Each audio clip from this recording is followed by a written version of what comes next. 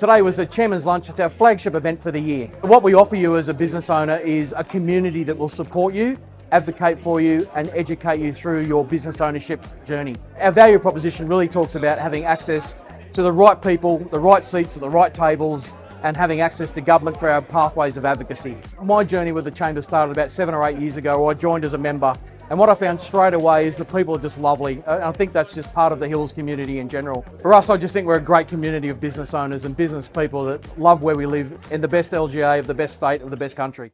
We have Kellie Sloane MP, leader of the New South Wales Liberal Party and member for Vaucluse.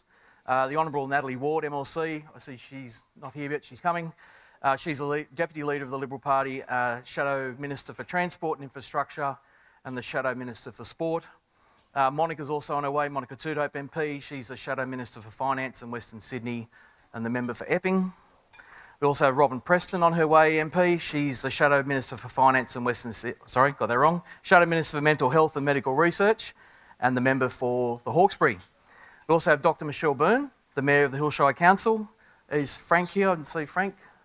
Frank Damassi, he's got a ticket, so I'll announce him anyway. Frank Damassi, who is the Deputy Mayor of the Hill Shire Council. We also have Councillor Sarah McMahon, who is the Deputy Mayor of the Hawkesbury City Council. Peter Gangemi, Peter's here. Peter's a Liberal candidate for Castle Hill. And we also have David Borger, who's the Executive Director of Business Western Sydney. I'd also like to acknowledge former Chamber Chairs that are here, Kerry Sheaves, John Mason and Mike Yeo, along with various other councillors from the Hill Shire Council. I can also see some people here from the North West Business Chamber. Thank you for taking the time to be with us today and your ongoing support of what I think is one of the most important regions in the country. Next up, I'd like to talk about our connectors and our welcomers. So if they can please come up to the stage quickly, we'll get that bit done. So while they're coming up, effectively, we have two ways of greeting our guests into our events. We have our welcomers, which will meet you at the door, which is Alex Azari from Taylor Nicholas Hills and Fiona Nadea from Nadea Financial. And then we also have our connectors, who you will not miss. Our connectors are effectively here to... Yeah, absolutely. So Farid can take a photo for you. Our connectors are here to connect you with anybody in the room. So in their hands, they have a guest list of everybody who's at this event. If you want to find someone you don't know who they are, you can ask these connectors at any point in time. You can see they're hardly missable. So we have the team virtually unstoppable, and I think you're missing some. So we have David Kashan, Wealth of Advice, Chanel Coates from New Wave HR Consulting, Jasmine Rao from Heck Migration and Appeal Experts, Sam Gahari, Sami Design Architects, and I don't see Amanda up there. Amanda's still at the front. Okay. So that's the purpose of the connectors. Please give them a round of applause. If you need them today, please go and talk to them. Our connectors are proudly supported by the Hill Shire Council, Castle Hill BMW and Streamlined Organising. We've also got some event sponsors today I'd like to acknowledge. First being Castle Hill BMW. Bringing best-in-class BMW service to the Hills District, Castle Hill BMW will serve as a local showroom and service centre to customers who have traditionally had to travel some distance for their BMW needs. Everything undertaken is focused on enhancing the pleasure of owning what is arguably the world's best car. Castle Hill BMW understands that BMW drivers are perfectionists and high achievers by nature, which means our team and facilities have a lot to live up to. For this reason, Castle Hill BMW is totally committed to defining and maintaining exacting standards of which BMW customers come to expect. Our second sponsor is Event Spec. Event Spec is a multi-award-winning production company based in the Hills, delivering technical production for conferences, gala dinners, exhibitions, activations and events for some of the country's most recognised brands and organisations. As a proud member of the Sydney Hills Business Chamber, they're delighted to be supporting today's lunch. To give you an idea, everything you see and you hear today is them. They're our AV partner, recently signed up with the Chamber. So thank you to Nicole and Chris.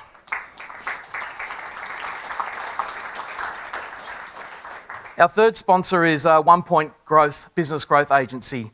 More than just a member, One Point is Sydney Hills Business Chamber's strategic marketing partner, playing a key role in our marketing communications. Their focus is on helping organisations achieve real commercial outcomes, organisations achieve real commercial outcomes through intelligent strategy, aligning marketing, branding, digital initiatives and communications to drive sustainable growth. We've experienced the value of their expertise firsthand as a Chamber leadership team and are grateful for their ongoing commitment to both the Chamber and the broader business community. If you're looking for a strategic marketing partner who understands business growth, I encourage you to introduce yourself to Karim and his team at the 1 Point team today. We also have some pop-up sponsors here today. So we introduced the pop-up sponsor program last year to give our members a cost-effective way of promoting their business. Out in the foyer, you would have seen 2 businesses out there that are our pop-up sponsors today. The first one being St Gabriel's School. For over 100 years, Castle Hill's St Gabriel's School has provided students with intellectual disabilities and additional needs with an individualised K-12 education that fosters confidence, independence and essential life skills. As a registered not-for-profit, the school invites businesses and community members to visit their display and discover ways in which they can interact with the school and their programs. We also have Super Merch out there, who's a brand new member. Ankit from Super Merch offers custom uniforms and promotional products on a 24-hour turnaround time. Please feel free to head over to their tables anytime during the event, during the break, if you'd like to learn more about those businesses. Okay, we also have giveaway prizes program. This will end, I promise. I'm not going to talk all day. We have a program for members to promote their business or providing prizes as giveaways for events. You can chat with Amanda Primrose about that. And then for any visitors here today who might be considering a membership, we run a free monthly information session, typically before our events. Some of you in the room today would have been at the event, the info session prior to this. So we run that every month for free and you can register that on our website. Lastly, you will notice the flower centerpieces on the table today. They've been provided by Daisy Chain Florists at Castle Hill. Okay, that's all the introductions and the housekeeping complete. I can take a breath. Before I welcome Kellie to the stage to give her address, I just want to take a little bit of time, about 5 minutes, and take you through what my vision is for the Northwest over the next 20 to 30 years. So if you bear with me, I'm going to try and talk to both your heart and your head. It's taken me a little bit of time to prepare this speech, and if I said I wasn't a little bit nervous, I'd be lying. So I'm okay with that, because as a business owner, if you're not nervous, you're probably not trying hard enough. What's next for the Northwest? Today is not really about lunch. It's not even about networking. Today is about something much larger. It's about the future of the Northwest. For more than 3 decades, our region has experienced one of the most remarkable transformations in Australia. What was once a rural fringe has become one of the nation's fastest growing economic and population corridors. The Hills has matured into one of Sydney's premier business locations. The Metro has changed how people move. Major infrastructure has arrived and thousands of families have decided to call the Hills their home. And businesses have followed. But today I want to pose a question, a very simple question. What's next for the Northwest? Because every successful region eventually needs a point where they must stop celebrating what they've achieved and start to think about what is next. 30 years ago, somebody had the vision to imagine Norwest, right where we're standing here. At that time, many people thought it was ambitious, if not a little bit crazy. Today, it is one of Australia's most successful business precincts. The lesson is obvious. We do not inherit the future from our parents, we borrow it from our children. We must decide whether we will simply manage change or have the courage to shape it. I believe the Northwest has arrived at one of those moments, and that is exactly why Chambers of Commerce matter. There are many organisations that can host events, facilitate introductions, organise networking breakfasts, but only Chambers of Commerce have the unique responsibility and opportunity to help shape the future of the places we call home.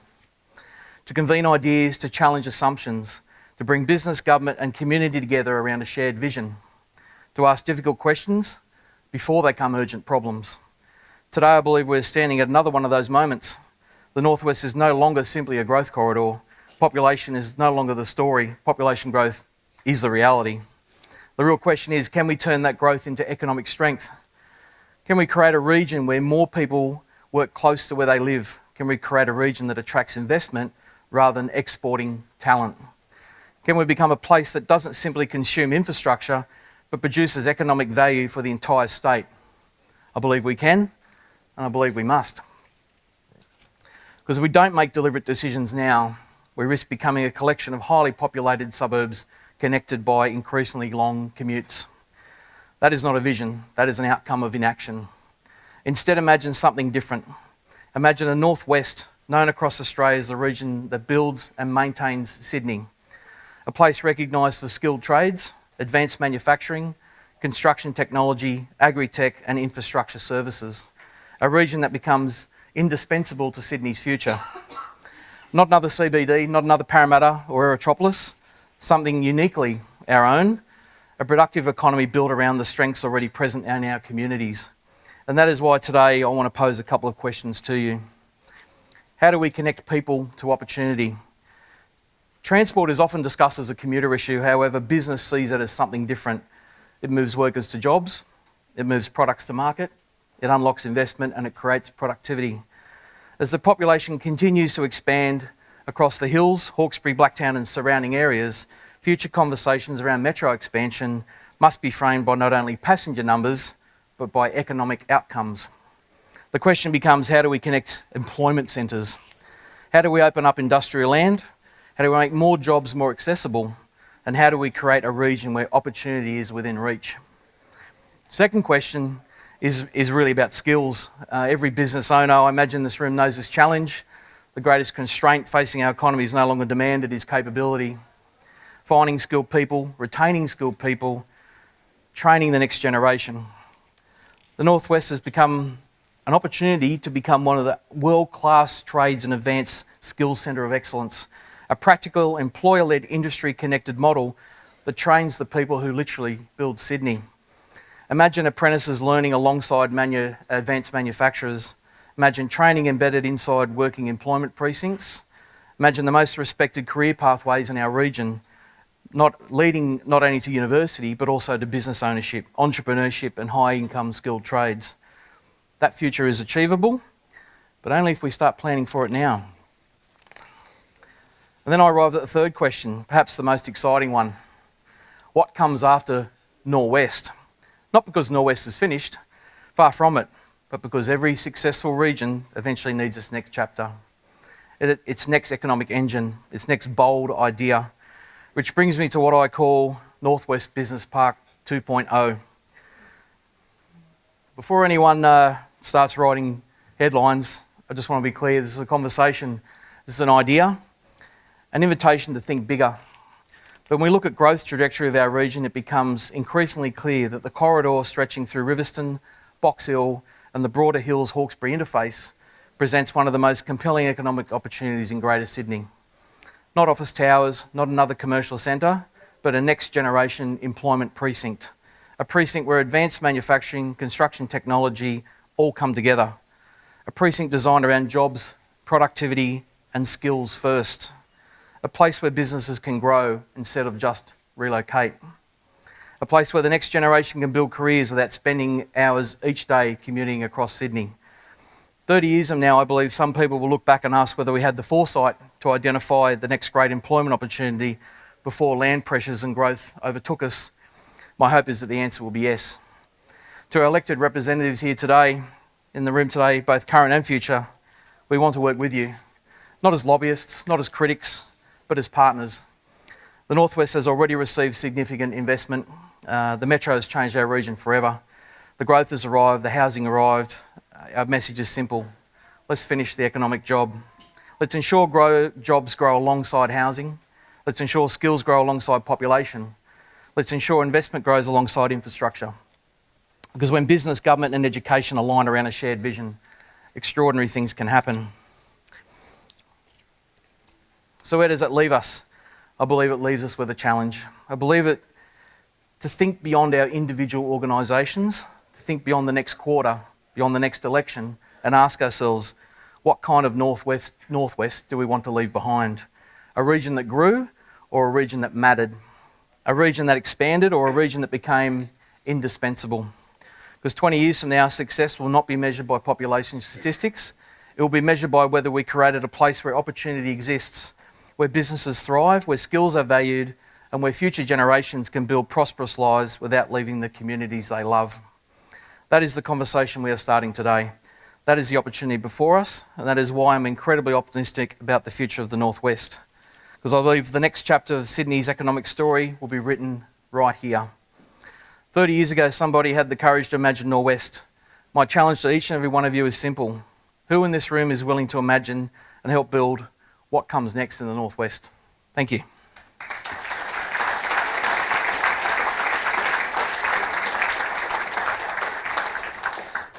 Okay, so now I've hopefully set the stage for what you think my vision for the future is. I'd now like to welcome Kellie Sloane to the stage for her to share hers. Kellie has built a reputation as a strong advocate for business, enterprise and economic growth across New South Wales. As leader of the New South Wales Liberal Party and member for Vaucluse, Kellie brings extensive experience in public policy, communications and stakeholder engagement, along with a deep understanding of the challenges and opportunities facing business across our state. Today, as we gather under the theme of what's next for the Northwest, a question that matters greatly to everybody in this room, with the next New South Wales election on the horizon, today's address provides an opportunity to hear directly from Kellie about her vision for the future of the Northwest. Ladies and gentlemen, please welcome me in joining Kellie Sloane.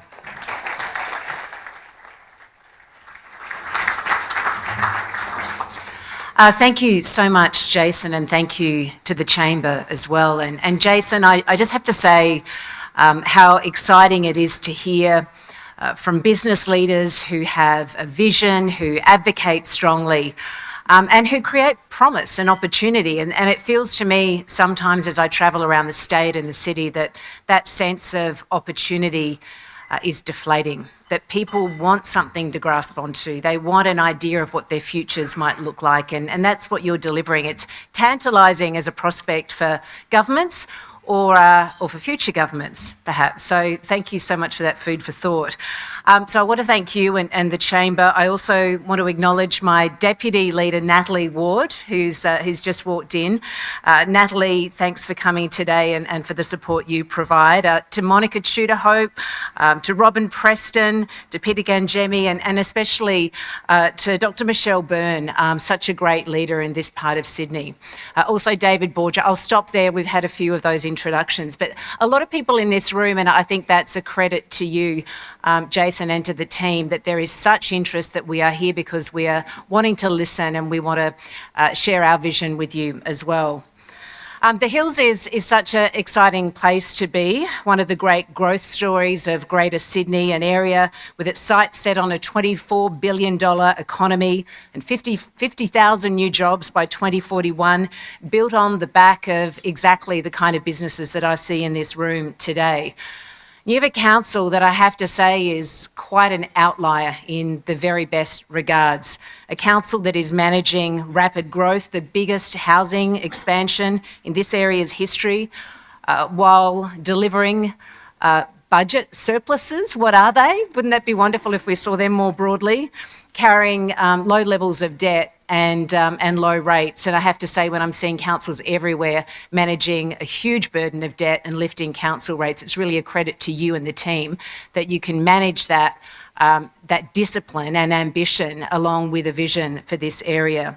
And I know that doesn't just happen by accident. You understand how an economy works, and you know that businesses drive opportunity. And that is something that I believe very strongly as a Liberal, that government does not drive the economic prosperity of our state. It is business, it is the private sector, it is people like you in this room.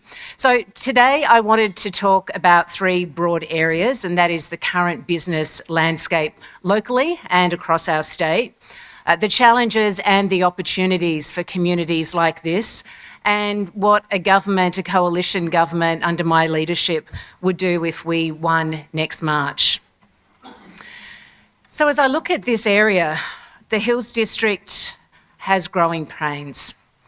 It's a good problem to have, but there are growing pains irrespective. We know that if we aren't mindful of the challenges, that the consequences will be felt for generations here. That is a fact. We know that homes are expected to increase by 88% over the next 20 years. You have the fastest growing profile in New South Wales, driven largely, of course, by the Northwest Station for the Metro and the surrounding precincts in Bella Vista, Norwest, Castle Hill, Rouse Hill, and of course, some of the greenfields developments that we're seeing popping up around Box Hill and Kellyville. And Mayor Byrne is right to take that fight to the New South Wales government at the moment for the infrastructure to support that growth. Community infrastructure, not just the metro that connects you here, not just the industrial precincts, but the playgrounds, the parks, the schools and the roads. And that is a very big missing piece of the puzzle, because I'm hearing the narrative about housing, but I'm seeing a lack of planning around the infrastructure to support that housing, and that's a recipe for disaster.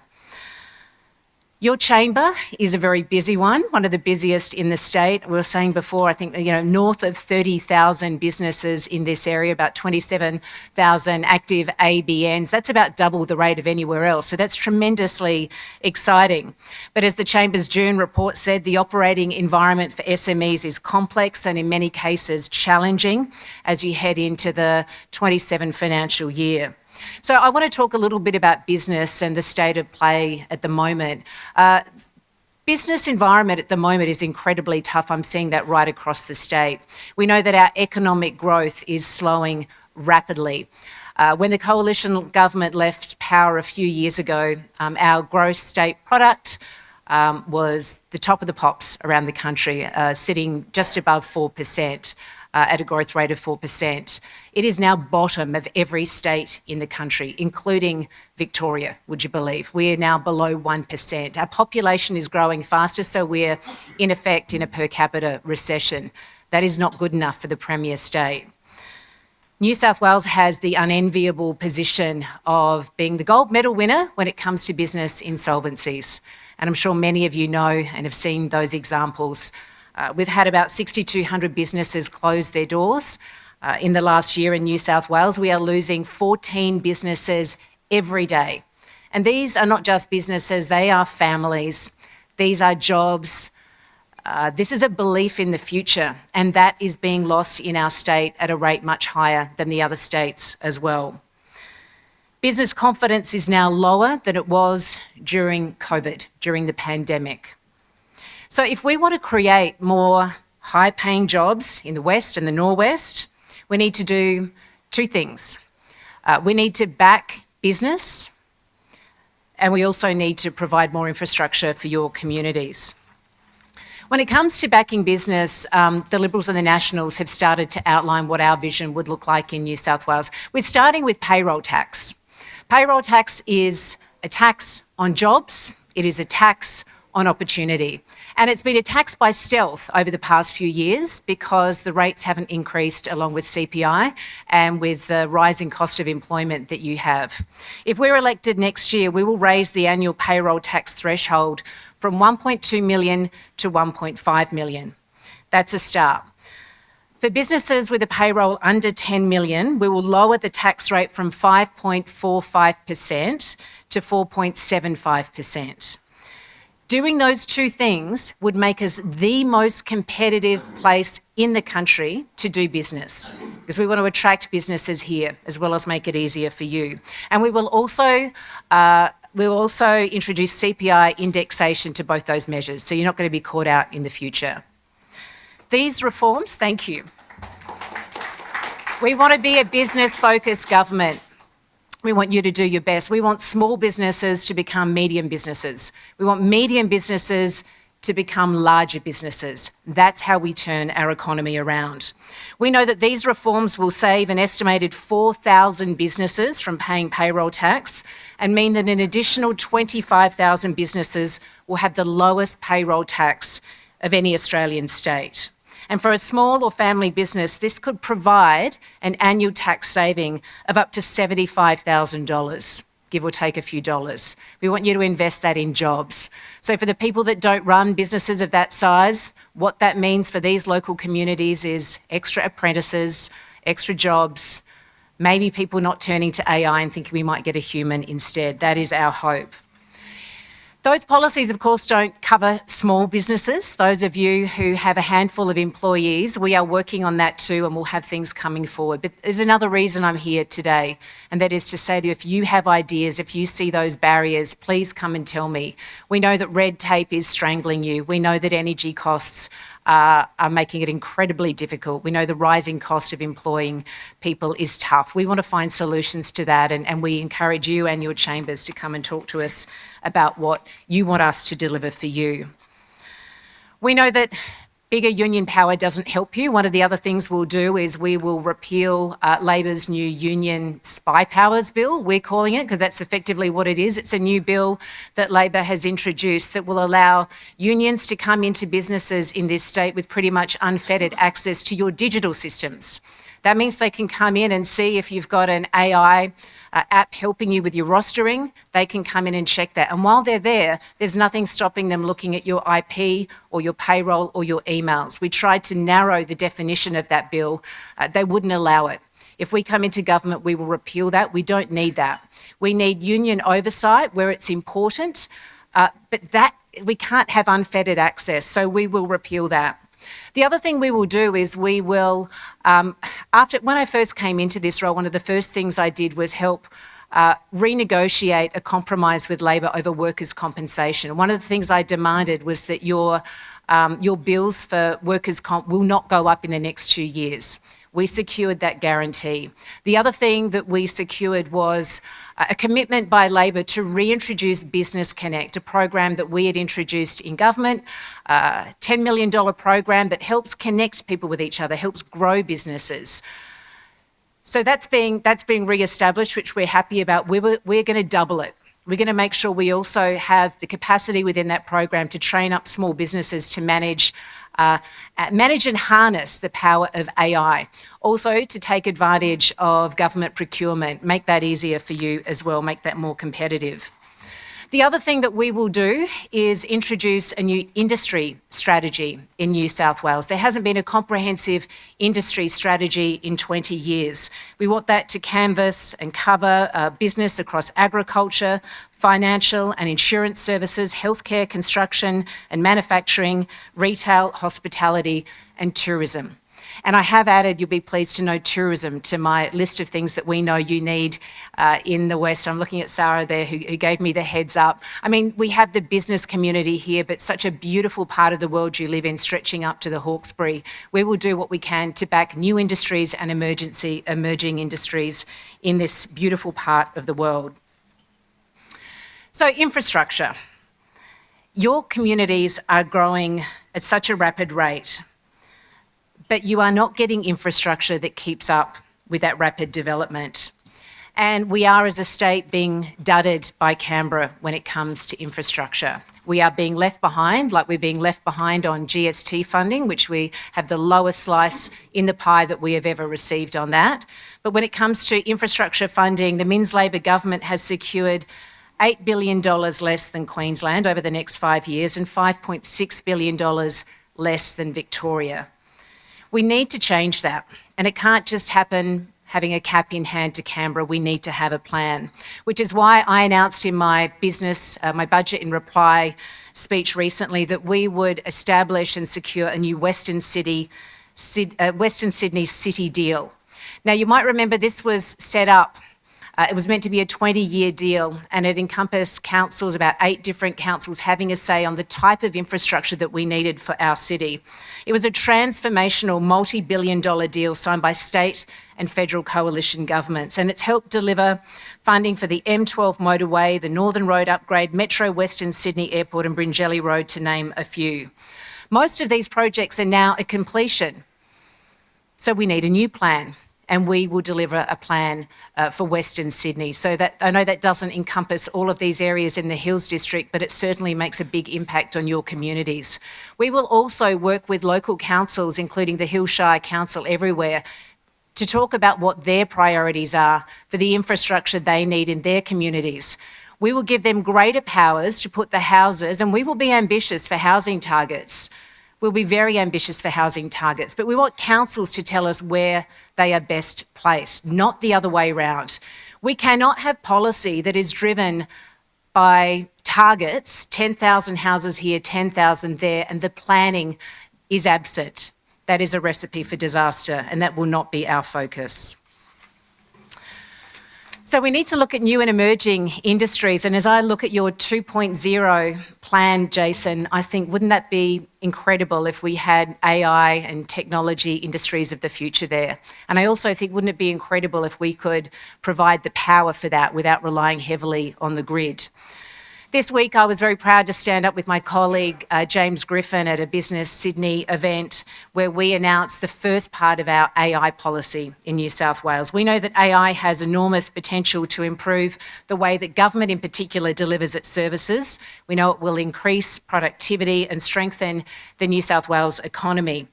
But as governments adapt new technology, communities also expect safeguards to ensure that the people they rely on every day are protected. So that's why the Liberals and the Nationals will introduce a plan to ensure that artificial intelligence supports frontline workers rather than replacing them. So if elected in 27, we would introduce a New South Wales Jobs Guarantee and an AI Efficiency Act to ensure that our frontline workers, from nurses to police officers to paramedics and to teachers, do not lose their jobs to artificial intelligence.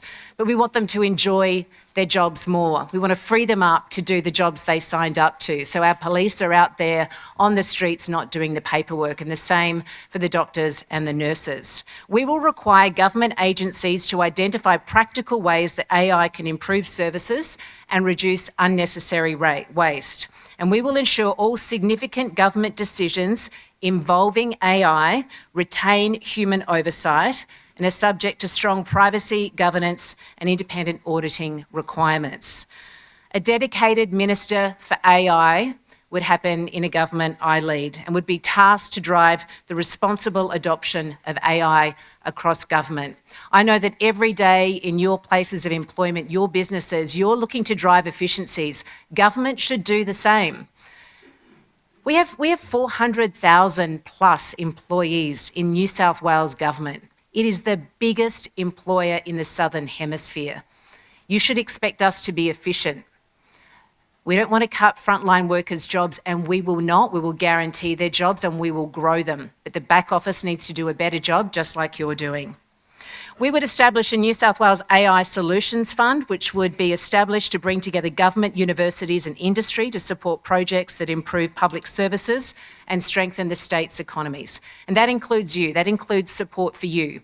We need to harness this. I can't believe that it was only 4 years ago that one of my kids came up to me and said, "Mum, check out this amazing new app, right, that you can put some prompts in and it'll spit out a poem." And I remember thinking, how extraordinary is this? What is this witchcraft? And of course, here we are. So governments need to get on the front foot. We can't be afraid of what we don't know, and we can't be a slow-moving beast or we'll be left behind. So we need to harness the potential and manage the risks.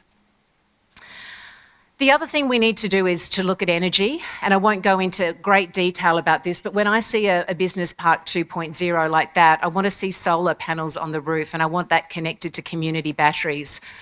One of the inequities of the difficulties we face with the energy policy at the moment is that often renters and people in apartments miss out on the opportunity of solar power and things that can drive down their bills. We would create a city res in New South Wales, and this is something that the Committee of Sydney has done a lot of work on. 70% of Sydney's power could be achieved within the city itself if we set up the right mechanisms and have a governing authority to slash some of the red tape that prevents this. We, bottom line, just want to drive down people's power bills, which have become too high, which have become absolutely crushing. And we will look in a pragmatic sense at what we're rolling out across the state. We have decided, as an example, that the New England res does not make sense economically. These brand new transmission lines that are tearing up prime agricultural land, you can only do that if there's going to be a decent economic benefit, but the business case is diminishing. Some of the key players have pulled out. So we are narrowing that. Instead, we would move another res to the outback around Broken Hill where industry wants it and where there's community support. Why am I doing this? Because we just need to drive down the bills. We need to provide security around power. And we will think outside of the square. We will not say that because we developed this plan 6 years ago, it's good today. We can't think like that. We cannot be a government that sits in the past. We need to think for the future. So there's a little taste of some of the things that we're doing, and I hope you see a theme in that for business, that we will be a business and innovation-focused government. We will harness the potential of the now, and we'll grab hold of the potential in the future. We cannot be the state that is the laggard. We cannot be at the bottom of the pack anymore as we are now, and we do not have to be. I have hope because I know that the Liberals and the Nationals in New South Wales have a plan, and our plan is in you. It is in private enterprise, it is in business, it is not in bigger government. So we will be more efficient, we will be hopeful, and that is the promise I deliver to you today. So thank you so much for having me here today. Thanks, Kellie. Thanks very much. Thank you. Ladies and gentlemen, can I just get the business owners in the room to put their hand up? Put your hand down if you didn't hear something that appealed to you right then. There's an instant survey for you, Kellie. You engage half the room. I think it's important that we have our elected officials come and talk to us, not just around election time, but regularly. So I guess from a Chamber's perspective, that whole collaboration piece is absolutely key. And I will let David talk about Business Western Sydney when he comes up, but I can say to you that I'm also privileged to be part of that organisation and the Western Sydney Regional Advisory Council, where we talk about this over-the-horizon stuff. And some of it may sound like a bit long-winded, but I can tell you I'm a small business owner too. So I have an absolute passion for making sure that our region is equipped with the tools that we need to provide opportunities for our children. I just remember growing up as a kid myself in Western Sydney. I grew up in a suburb not far from Dave, in a little housing commission, 2-bedroom housing commission house, went to a public school, and I worked out very, very quickly that if I wanted to secure my financial future, I had to go and do it and get off my backside. So, I started my first business when I was young. I failed, I tried again, I did well. I then was lucky enough to go work in television for about 35 years as a broadcast engineer. So I was lucky to travel the world and get paid for it, go work on the Olympics, Survivor, Formula One, pretty much every sport you can possibly imagine. So I guess what I'd say is that my focus now is to provide that opportunity for my kids to have that same opportunity, and your kids and your business. That's where my heart's coming from when I spoke to you before about the future of the Northwest. Okay, we're going to move on to our first panel. Good intentions don't build roads. Great jobs will blow power bills. This panel puts our elected leaders on the spot, what they've actually delivered and what's coming next. With Natalie, Monica, Robin, Michelle and Peter all at the table, this is a rare opportunity to hear directly from the decision makers shaping the Northwest's economic future.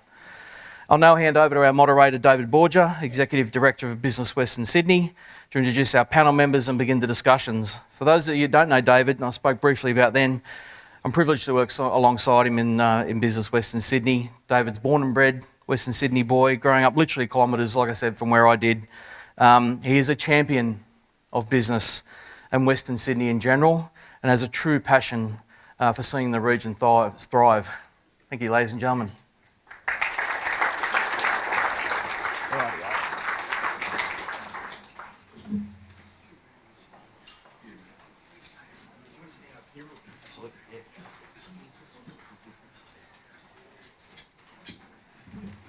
Thanks, Jason. Hello, everyone.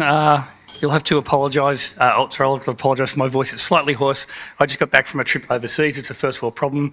I don't have much sympathy, but if I sound a bit hoarse, that's the reason. So can I ask our panellists to please come and grab a seat, grab a microphone, and we're going to do the Q&A. I think we've had a slight change. I think we've got Robin, who's coming on board, which is great. And we've got Natalie, who is the Shadow Transport Minister in New South Wales, and Robin's the Shadow Minister for Mental Health. We've got Michelle Byrne, you would all know as the Mayor of the Hills, and Peter Gangemi, who is the Liberal candidate for Castle Hill at the next election. And we may have sent through some questions, but I always think it's good to mix it up. So I might just, as a conversation starter, ask you all one question. If you could answer in a couple of seconds, can you tell us all something about you that no one in this room knows? Natalie, I'll start with you. That's why Robin made me move up to this seat to go first. Oh, it's so embarrassing. I'm a bit of a nana. I quite like going to bed very early, and I absolutely am passionate about sport, but it doesn't really matter which sport. I'm happy to watch darts You're a on mad TV. sports fan. Darts. Any all kind right. of sport, anywhere, anytime. Good on I you. will happily have it on. In fact, is the boss still here? Yeah, the boss is still here. Sometimes I have the cricket on in the office or some sport, and they stream the basketball as well, which is fantastic. So yeah, really very simple. There's nothing, no skeletons. Sorry. I love it. Fantastic. Robin. Hi everyone. Look, there's not much that people don't know about me. It's been broadcasted all over the land for years, but I guess I like to bake. I have 5 generations of bakers in my family, and I have a passion for custard tarts. So I've got some good recipes. Happy to chat with you later on about that. But yeah, that's my happy time. I like to give away the food that I make and bring joy to other people. And I think we don't do enough of that. We don't give back, even in little ways. So my journey to where I am now has taught me about the little things you do in life that can make a difference to people, and something in a small gesture like that can help. Fantastic. Thanks, Robin. Thank It's great. Custard tarts, sport, going to bed early. They're very Netball. good, very genuine, very honest. Michelle, have you got something racier? Not really. Is it on? Yeah. Not really, although I've always had a secret dream to be a famous author. Oh. I'd always dreamt of writing a book. I don't really know what I'd write a book on. I'm not sure it should be on politics because I'd probably be sued. I wouldn't exist. But I'm not sure. Maybe on travel. Not that I've really travelled anywhere. Maybe self-help. Yeah. Maybe I'd write a romance novel. Who knows? Send around local government. Who knows? Romance on the floor of council. Peter, you're up for election, so you've got to be careful, I know, but it's Chatham House rules, okay? So whatever you want to say. For myself, I just loved to run when I was young, and that was something that we did as a family activity. So we'd go to Mass on a Sunday morning, we'd come home, and all 6 of us would go for a run. So for those who grew up around Box Hill and Annam Grove, you'd see us running along sort of Nelson Road, Edwards Road, Annam Grove Road, and I ran my first city surf when I was 8 years old and ran 27 of them in a row and ran 10 marathons. So Wow. don't have the time to do that these days with the young family and the campaign and work and my community boards as well. But that was something that we grew up doing as a family and hope to pass that on to my kids when they start growing up. Is there a photo in your campaign brochure of you in the singlet kind of striding forward? I have had that in pre-selection brochures for sure, but we'll see if we can get it into an actual campaign brochure this Very time. good. Did you do the Parramatta Half Marathon recently? I didn't, but I have run the Western Sydney Marathon Yeah. before, and yeah, it's a wonderful event. Very good. Okay, on to the serious stuff. Natalie, I wanted to ask you as Shadow Transport Minister a couple of questions. One, I think in Kellie's speech in reply to the budget, we were very interested to hear and really surprised and frankly positive about the fact that there was a commitment to more public transport in Western Sydney.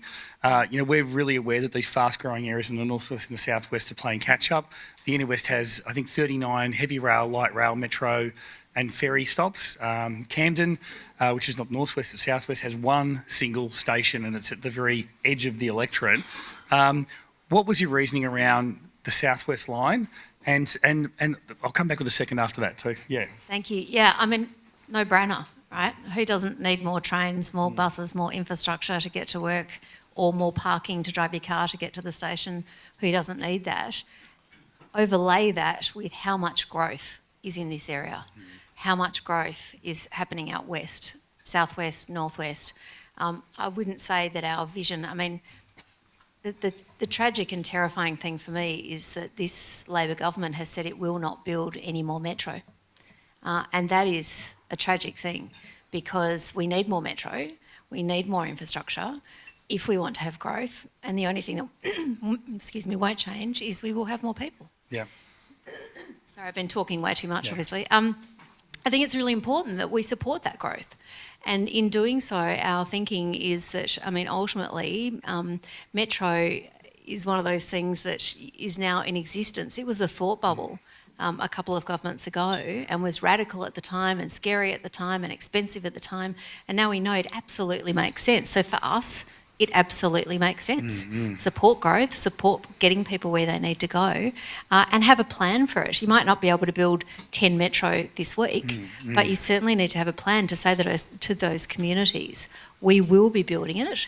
This is where we think the lines should go, but we're open to where you think they should go. That supports housing. You can't announce one of these things in isolation. And the trajectory on growth, but also the investment, selfishly, the investment for the state in attracting people to come here and build, apprentices to work, the surrounding businesses, the investment in roads, the investment in the other infrastructure is a monumental plus for this state, and that is the overall theme that Kellie and our team is on about. We want to be the premier state again, and we want to do that through infrastructure unapologetically. Yes, it's expensive, yes, it takes time, but there was a time when the M2, Labor called the road to nowhere. I'm pretty sure that's a pretty effective road right now, and I think it's a road to somewhere fabulous. So I'd love to see a lot more metro. Yeah, no, I think everyone in the room and everyone in Western Sydney would agree with you there.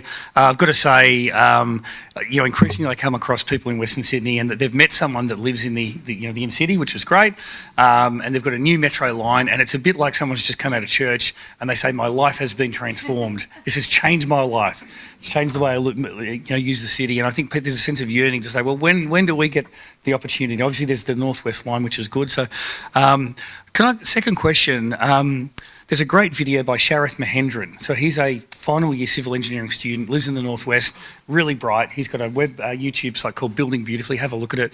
And he's a bit of a transport nerd, but he's recently done a video looking at the cost of rail in Sydney, frankly in Australia, Canada, the UK, New Zealand, the Anglosphere, but particularly Sydney as an example, and compared it to Europe and compared it to South America on a per kilometre basis. And it is amazing how expensive per kilometre we pay for rail compared to those other places. He does look at Perth and say Perth was the one place in Australia that's been able to do it cost effectively. He's got some ideas, but have you given some thought to how we can actually get some of the costs down on rail so we can do more? Yeah, and we have to do more. We don't have a choice to not do more because there'll only be growth, as I said. The great joy of New South Wales is that we can be expanding out west sensibly to encourage all the other industry that goes with it, but you can't do it at the expense of doing it well and integrating it with all the other infrastructure that's needed. I would say, though, that the expense is a huge hurdle, but we have proven by building metro, rail. I mean, I remember the fights at the time. I'm not supposed to say what happens in cabinet, but the fights at the time, you can't do a northwest and a southwest. You can't do another airport. Remember the Badgerys Creek arguments? All of these things, you have to have that big vision and you have to direct people where to go with it so that business can invest, so that small business can invest, so that families can build and make a decision about where to raise their children and their grandchildren.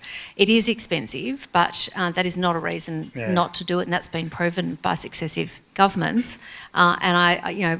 We came second in the last state election, but I think we left the state in a pretty good shape in terms of the legacy of infrastructure, and we hope to have the privilege of doing that again because it's important to do that. Now, there are different iterations. There's light rail, of course. There's there'll be the advent of driverless cars, and San Francisco has those already in place. There's a whole range of options that should be available to people. What I guess is disappointing at the moment is with all of this great infrastructure out there that a lot of it is not running on time. Trains are not running on time, and I think particularly in this area, the metro seems to be shut down every other weekend. It's bright and shiny new. We want to play with it. It's fantastic. I think it's disappointing. I get that testing has to happen, but linking up, making those basic services right, encouraging people to get on, going to the city or people coming out here for their weekends with their kids to explore is really important. So we have to encourage that. You've got to get the basics right, make it run on time, close it when you need to, but also say, here's our vision for where we'll continue to build. We'll link up the airport. We will link up the south. Ultimately, there should be all of those. And I'll just finish on this, David, and having travelled the world and seen, trains in Europe are beautiful. It is a way of life to travel on, and they have food, and it's lovely. They have, good service. They have Wi-Fi, and we should aim for that. Why wouldn't we aim for great trains, great service? That then employs people. That then generates income for the state to build more, and it's a pleasurable service that then picks up on your tourism point, Jason. So I think all of those are integrated. That is part of our large vision. And we really want to make sure that we don't give up on building to ensure that everybody else can be part of that journey and young blokes can get involved and young engineers have a pathway and they're not all going up to Queensland. Thanks, Natalie. And I think we might come back later on about how we sort of pay for it, but I think I'm keen to get some other comments from the panel. Robin, in terms of Hawkesbury, so hey, Monica. Hello. Hello, baby. Couple of last minute outfit changes. No worries. All good. We've got an extra panellist. It's good. Robin, just in terms of your portfolio responsibility of mental health, I mean, obviously, I'd hate to be, it'd be challenging being a young person growing up today. I remember being a parent and social media was invented, and we didn't know that. I didn't know what Facebook was or whether there was dangers with social media. And if the kids wanted it, we said, "Oh, turn it on, great." I would never do that now. I would think there's all these sort of risks. But we are seeming to be having this sort of epidemic of crisis in terms of anxiety and depression and whatever. But are we at risk of kind of overly labelling things that are just the normal pain and anxiety of life? Look, quite possibly. I think what we've come to is a situation where mental health is able to be talked about now. It was frowned upon it was seen as a weakness, and people would not even talk about their mental state or that they suffer from anxiety. That's an acceptable condition, medical condition now, that families are able to embrace. Young people feel better about talking about it. And so you shouldn't be ashamed of being aware of your frailties and areas that you need to have treatment with. And I think what we also need to do is look at a path forward for that younger generation. Older generations were taught to shut up and get on with life, deal with it. I mean, that was my mum, Why? She say, I don't understand why people say they've got depression. What is that? They should dust themselves off, get up and do it. So it's a different approach we have now, that next generation, my kids, for example, and the way they feel. It's acceptable to talk about it. It's okay. And that's, I think we've come a long way. But then how do you deal with that? Have we gone too far, though? Yeah, how do you deal with that and how do you cope with that in regular life? People want to work from home more these days. Is that acceptable? If you're running a small business, if you're a tradie or you're a construction company, they can't take off 2-3 days at home. They've got to be physically on the job. So have we got too softer?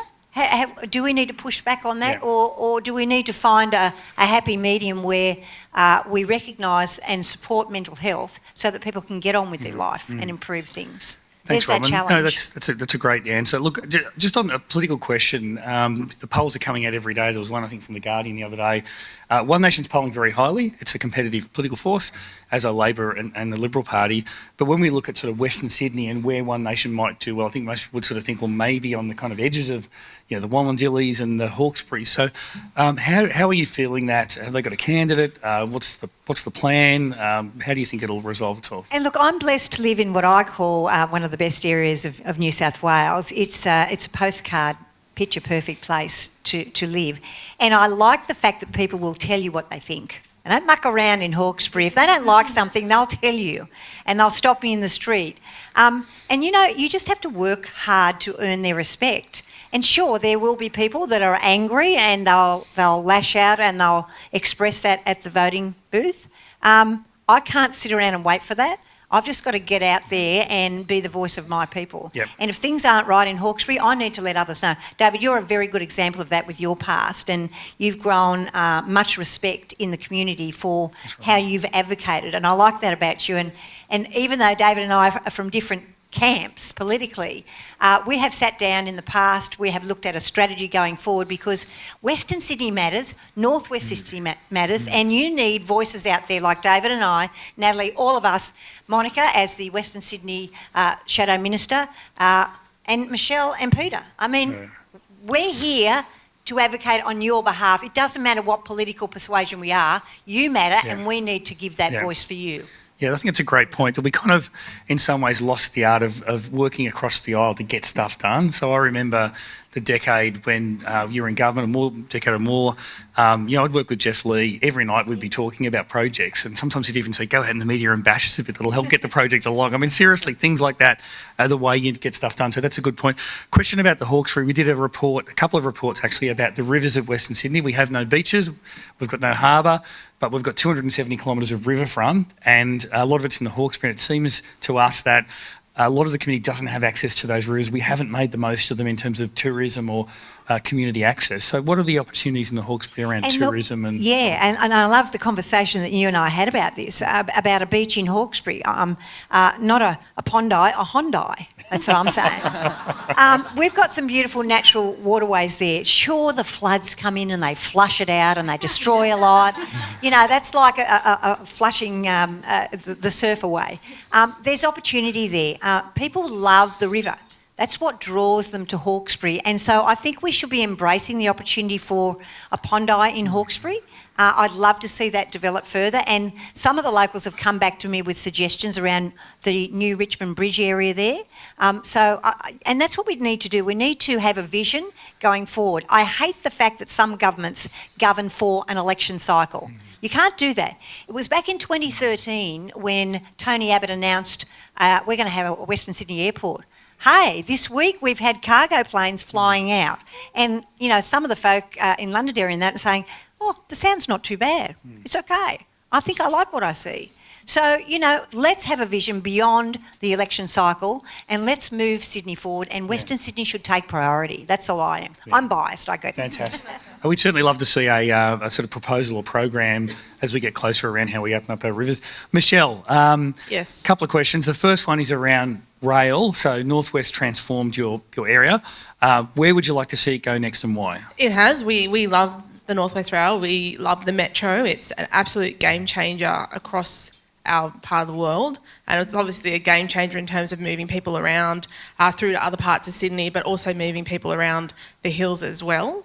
And right now I think the Metro is a victim of its own success, and every day you see on Facebook the horror stories of people trying to get parking to access it, can't get a bus directly into it, and all those sorts of things. And these problems are going to get worse as the population continues to grow unless the Metro is expanded.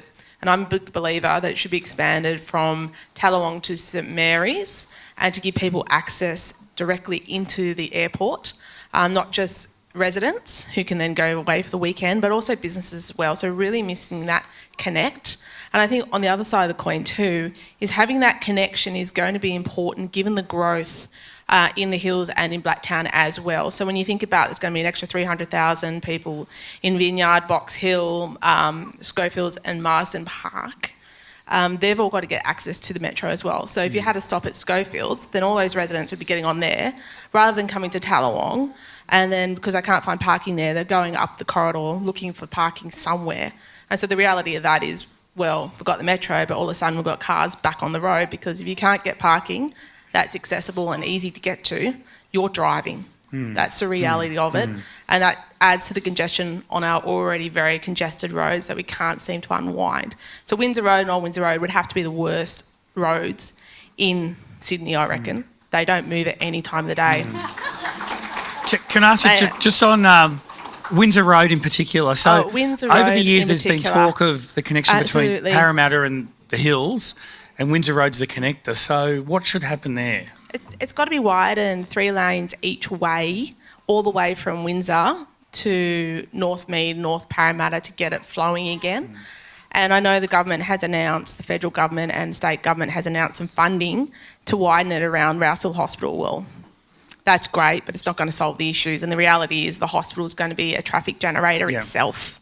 So you're solving it, but you're not solving it. So this is problematic. So we've got to get a way to get more people on the Metro, and it's going to have to be buses and on-demand buses and things like that.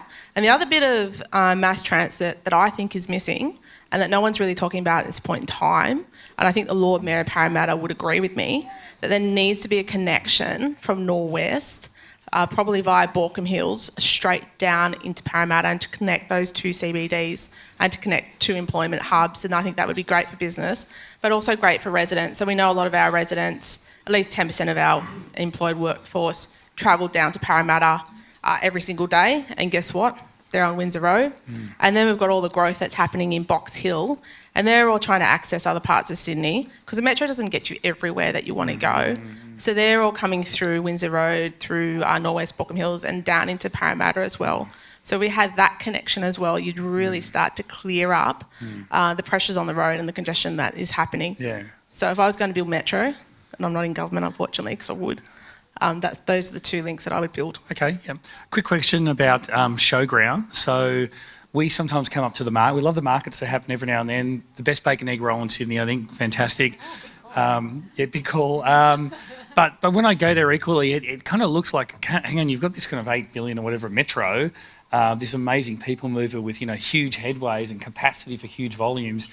And you sort of look at the showground, you sort of think, couldn't we do more? I mean, what could we do? An arena there, a stadium? I mean, it seems like it's underdone to me. The showground it has been a focal point of this community for many, many decades now, and it will remain that way. It's going to be a place that brings people together, but right now it has to do more than what it's doing. So we know that there'll be an extra 20,000 people that live around that showground, plus even more once the Housing Delivery Authority finishes in that precinct, but do not get me started on them. That's another conversation in itself, but it does have to do more. It has to provide opportunities for the residents that live in those buildings to be able to go out and read a book under a tree or to play on a playground or to go on a swing or whatever it is. And it's also got to accommodate the groups that are down there now. So there are a lot of user groups that use it, and those community groups are equally important too as we go into the future because they provide opportunities for people to connect with each other, things to do, opportunities and all those sorts of things. And you think about the groups that are down there, Pavilion Players, the Computer Pals, the CWA, the Judo Club. There's lots and lots of clubs down there. So we do have a master plan to upgrade the showground, and it's a master plan that is going to take many, many years because of the funding. But the first part of the project that we're doing is upgrading the arena itself. So it's an $11 million project funded by Western Sydney Infrastructure Grants. We're just going through the final design, all those sorts of things now. So we will go in there, fix up the showground surface itself. It's like rock.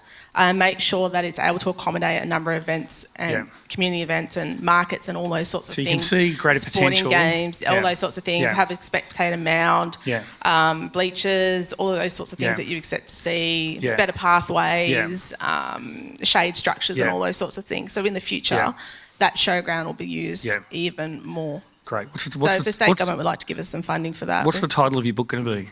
I have no idea. The Hills Are Alive? The Hills Are Alive. And I would be called The Hills is the greatest place on earth. All right. Peter, I notice you've got a hole in your shoe because you've been knocking on doors as a candidate. What are people telling you about what they want for the next election?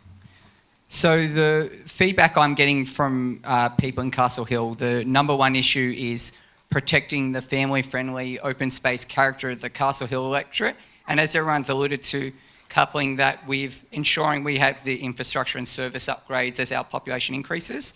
Secondly, on top of that, providing greater support to our families in terms of cost of living, easing that pressure in terms of cost of living. And then thirdly, which is most relevant to people in the room, providing greater support to our business community. We know in the current environment, well, I'm a huge believer in the potential of the Hills area from the long term in terms of the business community, but right now under sort of the state and federal Labor governments, people feeling that pressure, as Kelly was saying.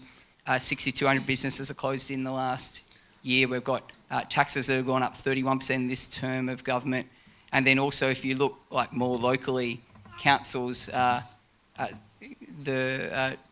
we saw the PSI survey last year, it was a -48, which is the lowest confidence level on record. So I think if we were to gain government next year, just a Liberal government, we know we're always more supportive of business. We believe in the private sector being the productive part of the economy. We always look to cut taxes, ease regulation, have more money in your pocket.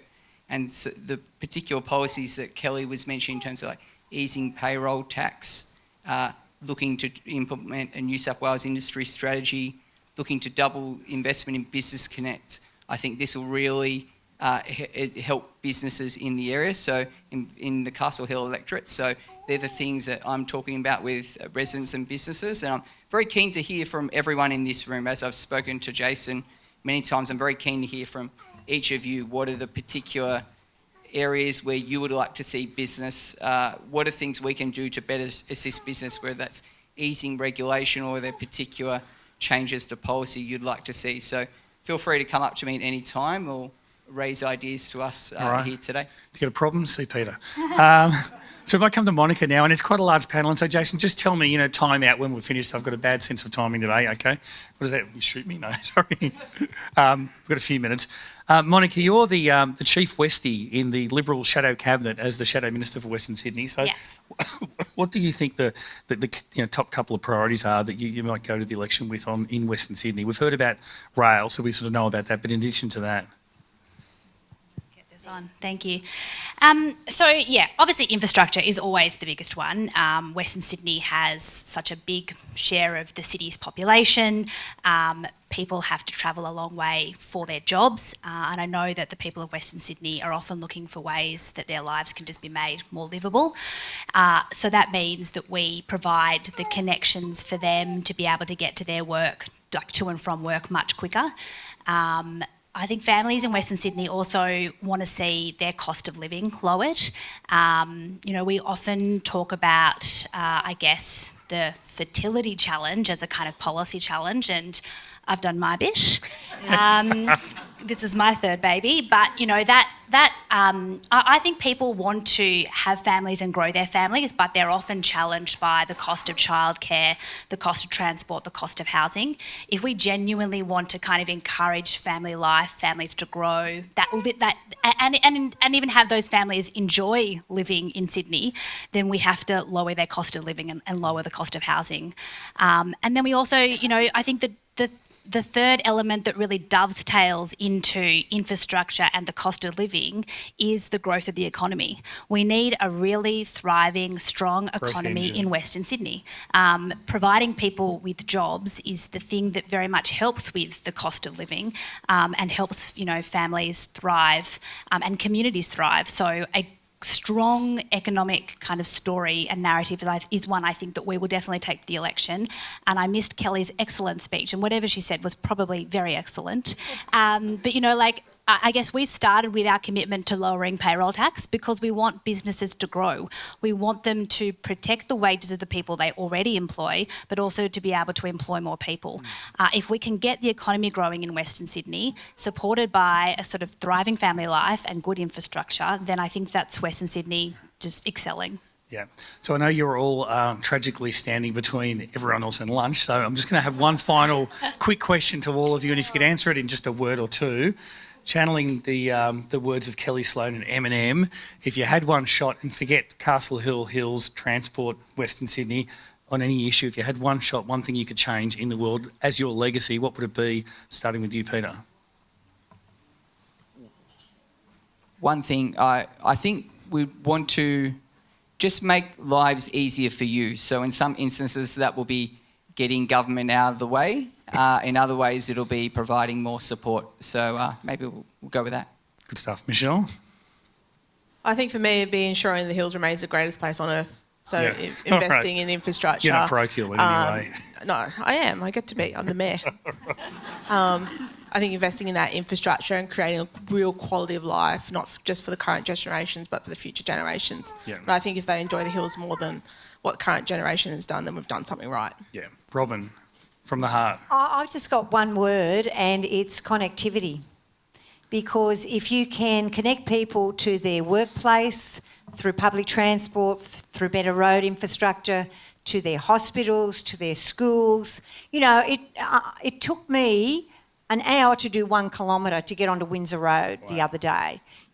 That's ridiculous in this day and age. So being able to connect to your services, to your jobs, to your families, to your places that are important to you in your everyday living, if we can manage that, wouldn't it be a much happier lifestyle that we'd have, and we would embrace where we are? Yeah, great. Natalie? Thanks, David, and thank you for all you've done today and all you've done for New South Wales as well. It's really fantastic to work with you and get your ideas. But for me, it's smaller government, bigger business. Big business, thriving small, medium, large business, thriving economy, government getting out of the way, government not stifling innovation and ideas. This used to be the place where you could, give something a go, and we invented incredible things in this country. Wi-Fi, get out of the way and give us a crack. Get out of the way, have a crack. Go out there, employ people, be self-employed, and that is just getting back to those days of growth. That's absolutely where I want us to head. Fantastic. Monica, you get the last final word. Well, like a true liberal, I'm going to say lower, simpler, fairer taxes. It's your money. You should know how to spend it best. Fantastic. Well, please give a big clap and thank you to our panellists. And I'll hand back over to Jason. I hope you enjoyed your lunch provided by Visit Dior. I also hope the conversations you've been having are proving beneficial. You've got some new people on your table, or if you've got your own company table, that you're gossiping about each other and complaining about something else, so, or the people that aren't here. I guess the other point is to make you appreciate how important our role is as business leaders in the community. Whilst we're a Chamber of Commerce and we're here to support you, as business owners, we're here to support our community too. We are part of the community. So just maybe take that on board as you continue for the rest of the afternoon. Panel 2 will get underway. The topic is the affordability crunch. What's driving cost of living pressures, fuel, groceries, insurance, electricity, population growth and mortgages. The pressure is coming from every direction. What's really behind the numbers?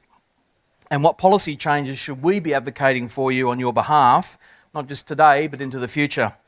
This panel brings together senior representatives from retail, property development, social research and banking to have an unfiltered conversation about the cost of living in the Northwest. I'll hand over to our panel moderator, John Mason. John's actually the Deputy Chair for the Chamber. I'm very lucky to have him working with me. He's a 30-year member of the Chamber, so has a lot of knowledge and experience in business. I'll get out of his way so he can run this panel. Thank you.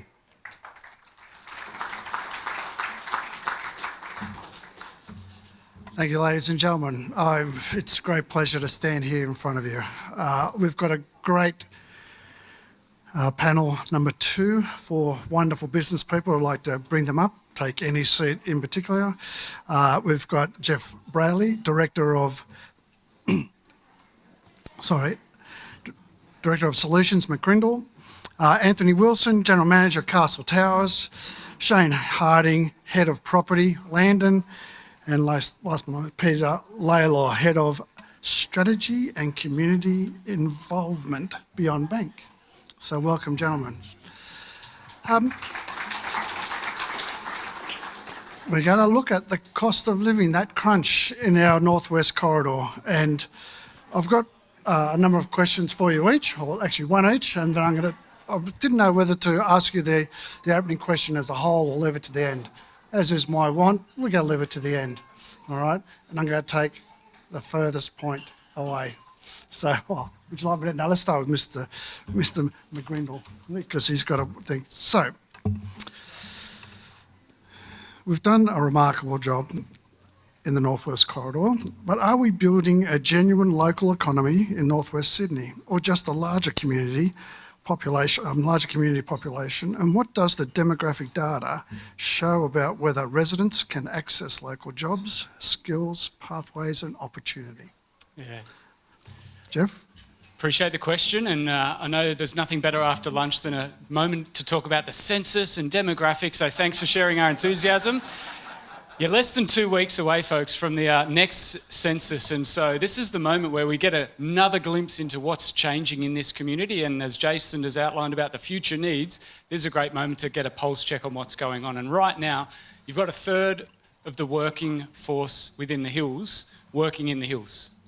So out of the 100,000 workers who live in the hills, they're working here. So we've got 2/3 at the moment that are missing the benefit that this area is known for. Every year when we do the Hills PSI, we see one of the top responses around what are the strengths of this area. It's about doing business in the local community. It's a family-friendly area. And so I think this sense of what could it be? It could even be stronger. And at a $20 billion economy right now, this area has plenty of opportunity to grow. So I think when it comes to the opportunities and ability to keep a great workforce here going forwards and growing that even more, I think things like a metro link is fantastic, but that's, again, facilitating communication and connectivity. But what could we do to continue to build this community? What are the advantages we've already got? And I think when we think about this area, there's going to be some big shifts, the livability shifts as we see those vertical communities rising. That's going to be a big shift in how we live and where we work. As we live in smaller homes, potentially in those vertical communities, we're going to be looking for those places of connection, community, and opportunity to work with people. So there'll be plenty of shifts, I think, around the way we work, where we work. I think the transport trends, and this is a big topic for today, I think as we think to the future, yes, we're talking about the rise of EVs right now, but over these next decades ahead, there's some pretty big transport trends that could disrupt this area as well, like all areas with the rise of potential drone transport. And I'm talking 20 to 30 years like Jason's encouraging us to think about the future. So what does this area look like? I think there's plenty of trends around those changes in the way we commute. And I think finally, the sense of unlocking the great community, this community, and celebrating this and attracting more and more people to this area is a key area that we want to build with not just new businesses are coming to the area, but unlocking the next generation of business owners. I love that vision you shared, Jason, around helping people with those new skills, whether it's in the advanced manufacturing and trade, helping that next generation of business owners rise up is going to be a key thing. Thank you. Agreed. I'll just cross next to Anthony Wilson, General Manager, Castle Towers. And I'll get straight into it. Has the retail sector in northwest Sydney moved beyond simply serving and benefiting from a growing consumer market to actively building a genuine local economy through good jobs, skill pathways, pretty similar, business opportunities and stronger support for our local businesses? What's your thoughts on that? It's a good question, John. It definitely has. Retail's an evolving, morphing industry on its own. Gone are the days of, the butcher baker and the candlestick maker, and it's bringing so much more to the local economy than probably what a lot of people think about on the surface of things. We walk past a store and we see 2 or 3 people working inside the store. However, behind the scenes there's probably another 5 or 6 people running that business, and whether it means logistics, senior management, and who knows what. What's also changing, which if you've been to the towers recently, you will see that a lot of the smaller shops are getting larger.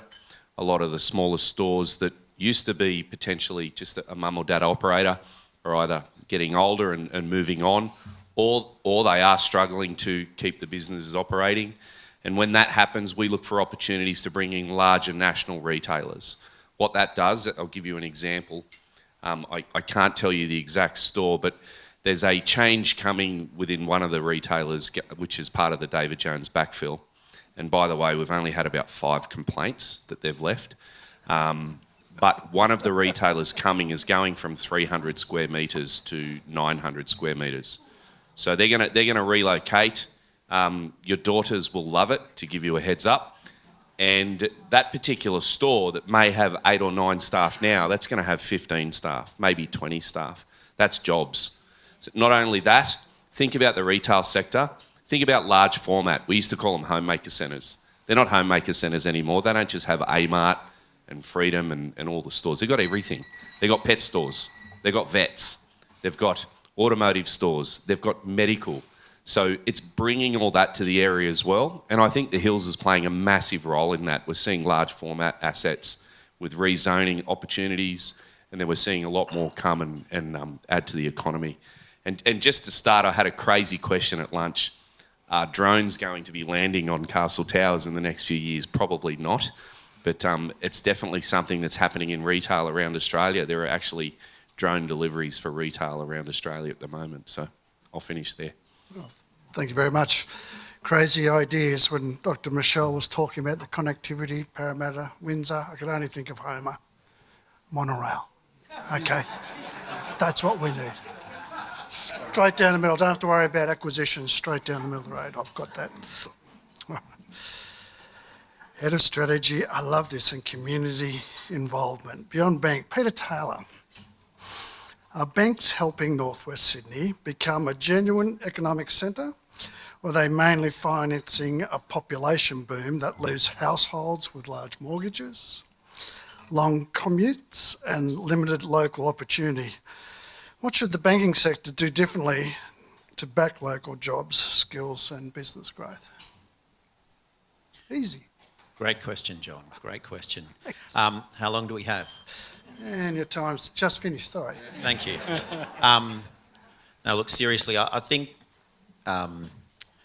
you can't have one or the other. I think, this is not an either or type scenario. I think, we need both.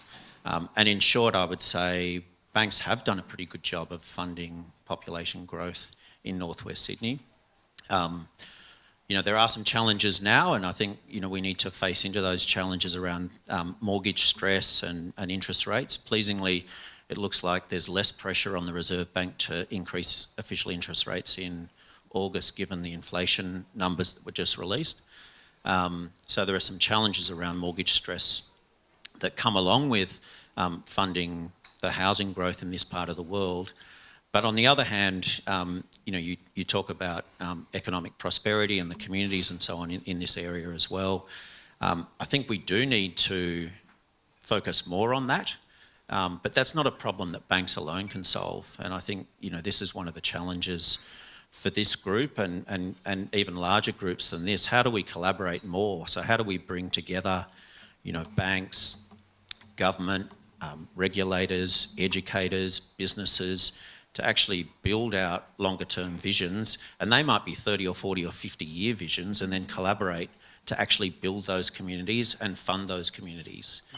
That's not something that banks can do by themselves. Banks essentially will fund things that are brought to them, and they'll make decisions, fortunately or unfortunately, based on risk and regulatory settings, and invariably that tends to lead to a focus on funding property and housing. And as a sector, as a community and a society, perhaps we need a different way of thinking about how we build and fund economic prosperity. Very good, thank you. Great insight. I don't know if we have mentioned that Beyond Bank is the Chamber's bank, so there you go. Not the least of the way the community focus is and how we resonate around that space. Shane Harding, Head of Property, Landen, verticals, we love verticals, Thank you very much. Developers have played a major role in shaping northwest Sydney. There's plenty in this room that remember northwest as a paddock and a lake. In shaping it helps with our population growth, but are we building complete communities with jobs, skills and employment, town centres, services and business infrastructure that's needed? And what is the single biggest change required in how we plan, finance and deliver these new communities? So development creates opportunity, not just residents. Good question, thank you. Thank you, I've found it. 4 from 4. Really good question. I think it's a fundamental question for the next growth of northwestern Sydney, not right now. No. I think what we've gone through is what we've gone through. And I feel to date there's been a big discrepancy between the growth of employment and the growth of residential in northwestern Sydney. We've done a fantastic job, and not as we as in Landen. We have done a lot of housing delivery, but the industry has done a massive delivery of housing in northwestern Sydney and western Sydney, and it's been at the expense of a lot of investment and stress and risk. But we've done what we had to do to deliver the housing. And I think there needs to be a greater strategy around how we look at employment areas and activate those areas to better, activate businesses coming into the hills and staying in the hills. Yeah. I'm a Hawkesbury boy through and through. I grew up in Hawkesbury. I grew up primary school, high school. My kids now go to primary school in there, and I'll stay there and I love living there. But I see the hills as an extended neighbour, and it's important. I want to, we as Landen, we across our group employ over 100 staff in Norwest alone. So it's important for us to stay here. But I think moving forward, there has to be some greater planning strategies behind how we grow our communities in our future releases and look at what we've done to date. You drive down Annengrove Road, Terry Road, for example, and there's still paddocks that they haven't activated. And yes, there's a talk about connecting the hills to Parramatta, but I more see the opportunity is how do we keep businesses here and grow here. And I think around that is there has to be an alignment between not just us developers and the state government looking at land use and rezoning. It's how we, yes, look at land use and rezoning, but also activate infrastructure, which has been mentioned in the last panel, which is the critical point. But it's also economic stimulus and how we activate that within the hills and the Hawkesbury and maintain that here. I don't want workers going to Parramatta or Sydney. And there's a constant outflow of workers, going to Tullawong, going to Kellyville, going to Bella Vista stations and getting a metro to Sydney. We don't want that.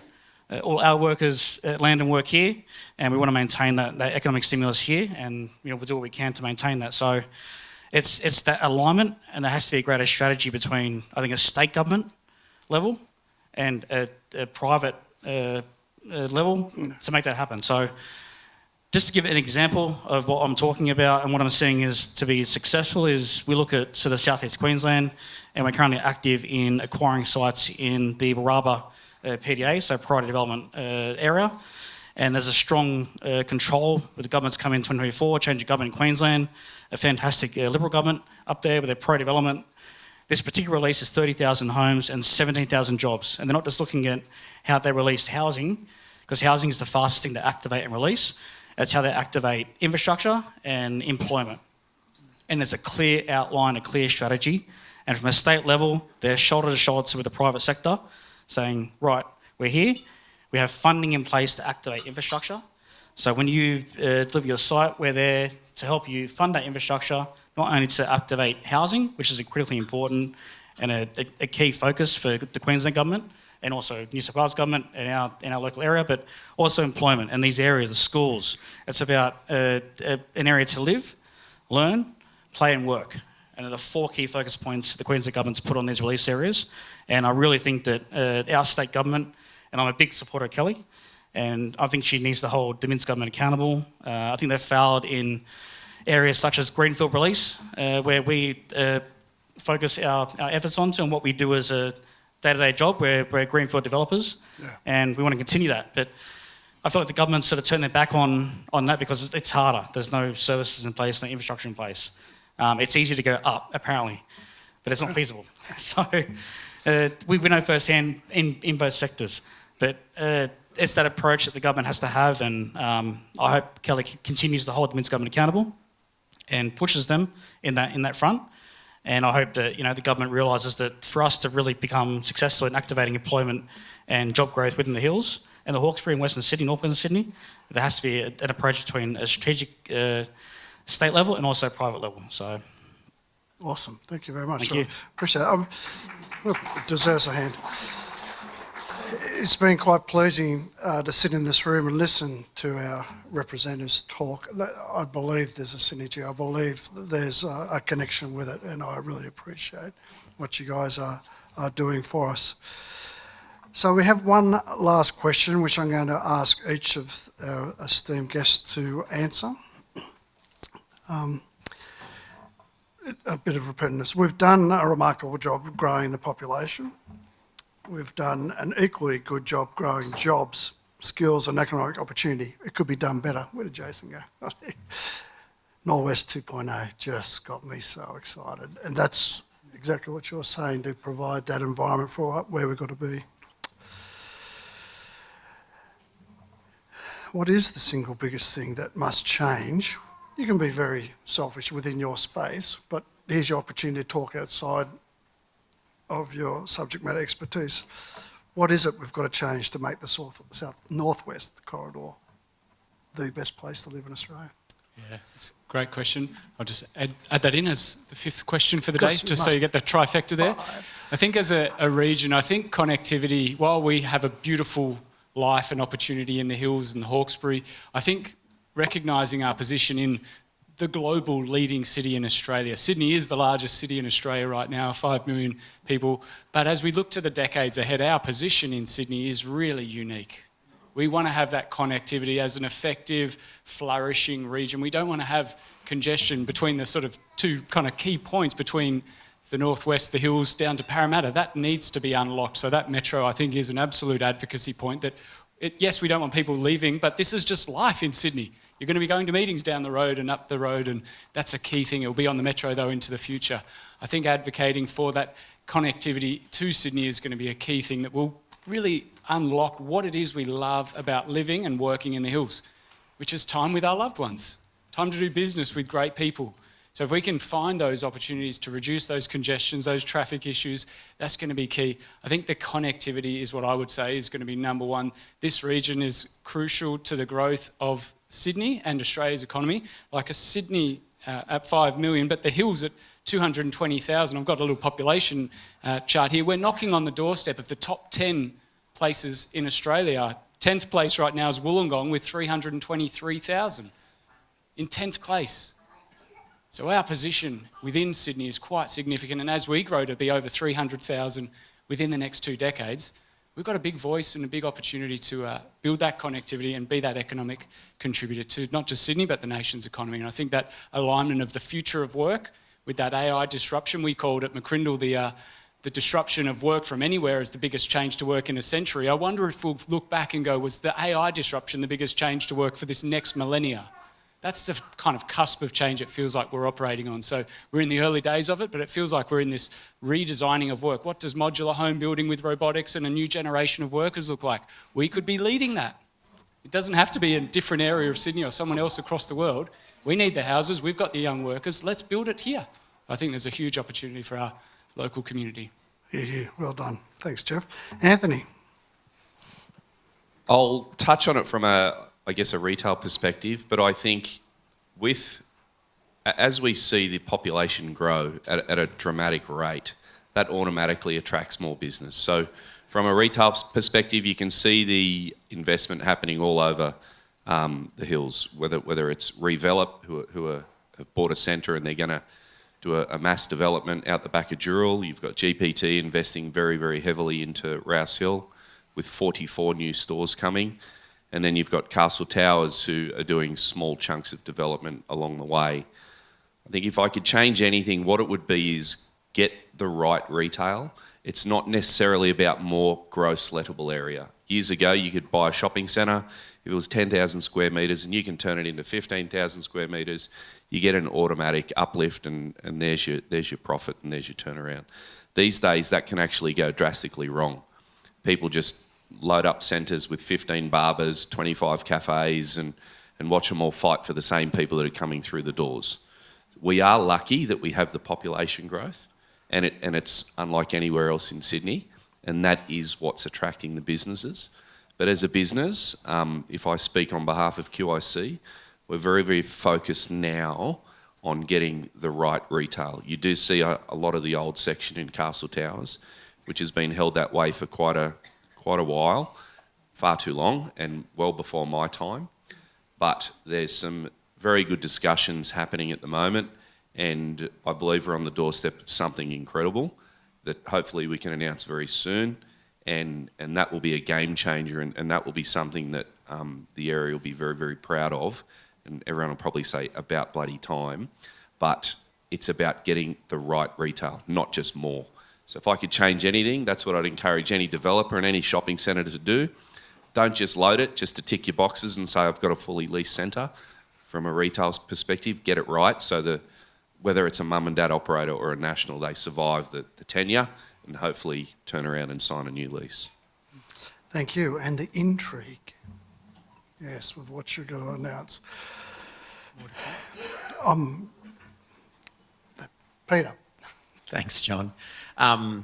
Look, firstly, I think there is a lot to be proud of. Like probably a lot of people in this room, I can remember driving through this part of Sydney when it was single lane roads and, you know, the roads would dogleg around paddocks. So a lot's changed since then and there's a lot to be proud of.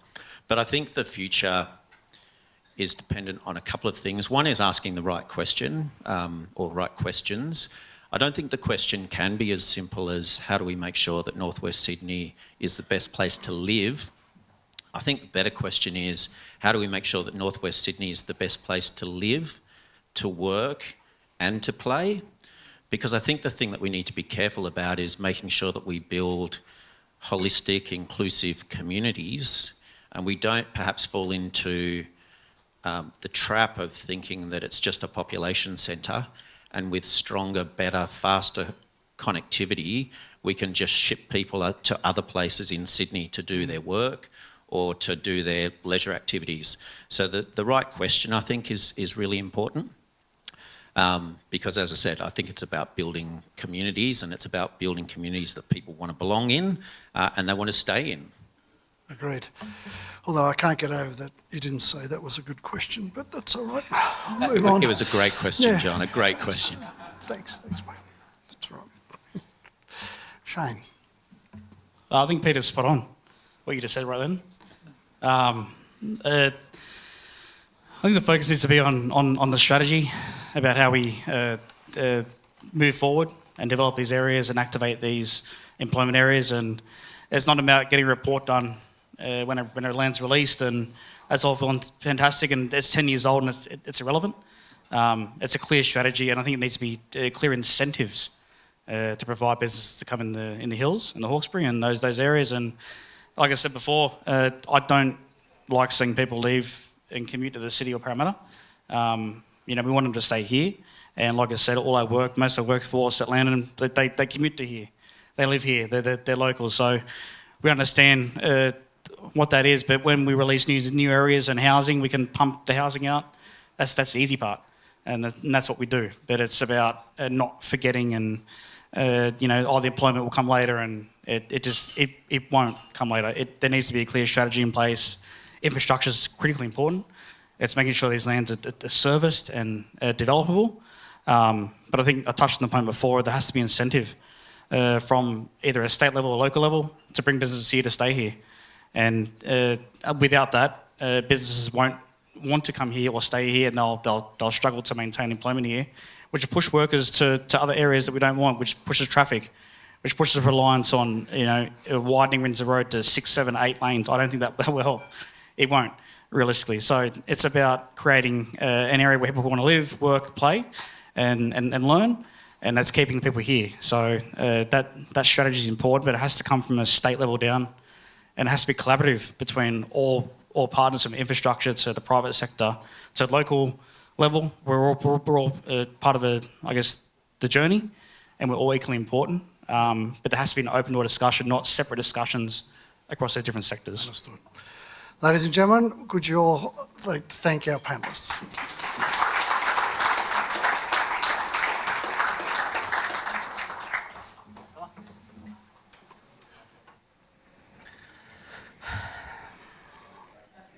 Okay. There's a couple of words that have been resonating in my head. There's not much else in there. Today, words like collaborate, community, resilience, grit. They're the words I think of when I think about being a business owner, running a chamber of commerce, being an active member of the community. They're the words that kind of pop into my head, so I don't know if they resonate with you, but I think we've had two very different panels today, and that was by design, I guess, to engage different parts of your brain. So to hear our elected representatives talk about their vision is quite interesting, but to hear our industry panel then share their insights was, for me, I guess, enlightening, but also encouraging. You've got to have the right people at the table. And I guess I'll just come back to a point I made before about the role that chambers play is that we want the right seats at the right table to advocate on your behalf. As you can see up there, connect, collaborate, achieve. I mean, there are 3 pillars. Ultimately, I see my job as advocating for all of you to the rest of the business community and the government to give you better conditions to make your business thrive. Full stop. That's my job. Not how many members we have, how many events we run. That's all great. But really, if I feel like I'm not advocating for you, then I'm not doing my job. So if you feel like I'm not, you got my number, okay? Rightio, before we get into the last couple of pieces of the day, 2 things I have to share with you. These events don't happen on their own. I'd like to acknowledge my incredible chamber committee. If you're here, please stand up. I know there's a bunch of you here. If you're a committee member, please rise.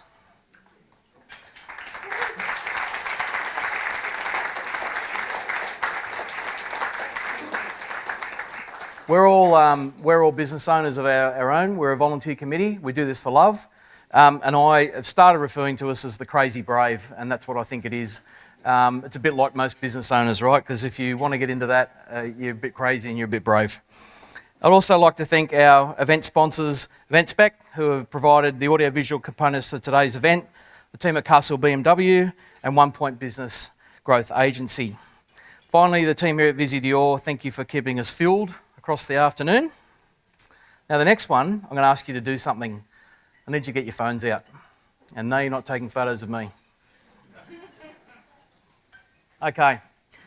In order for us to do this better, or to do it again, we need your feedback. So if you can please take a photo of the QR code and fill it out at some point. The closer to the event that you do it, the better. The closer the feedback we really get. See, it's actually a nightmare. When you see people with their phones out when you're speaking, you go, they're bored.